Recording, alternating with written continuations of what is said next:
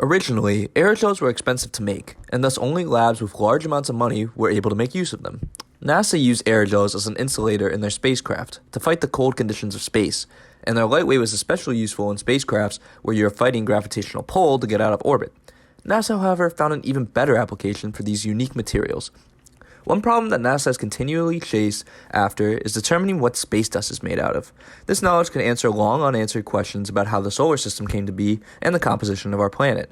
However, there are many problems with capturing the space dust that comes from comets. One of them is that the space dust is traveling at nearly 18,000 kilometers per hour, much, much faster than a bullet. You can imagine how hard it is to stop a bullet. Either the bullet goes right through you, or if you're wearing a bulletproof vest, you stop the bullet but end up compressing it. That was the issue scientists at NASA were stuck with, being able to stop the space dust in its tracks without damaging it. Enter aerogels. Aerogels, with their network of fibers that hold air pockets, can somehow stop these high-velocity particles in their tracks without damaging them. They do this in the same way that stunt actors survive falling off tall buildings. They stack cardboard boxes on each other, each one absorbing some of the energy of the person falling down.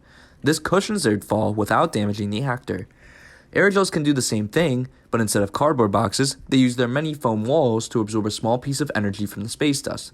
Additionally, as aerogels are transparent, they allow scientists to be able to see where the dust is located within the aerogel, which allows them to retrieve it once they capture it. Scientists at NASA use this material in a giant tennis racket of sorts, but having aerogels in between the strings rather than holes. These microscopic pieces of space dust were able to make it back from space intact due to the low-density properties of the aerogel.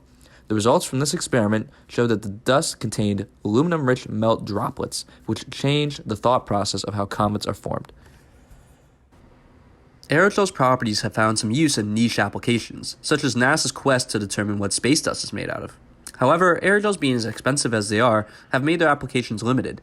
Is this unique material's applications limited because of its high fragility and high costs?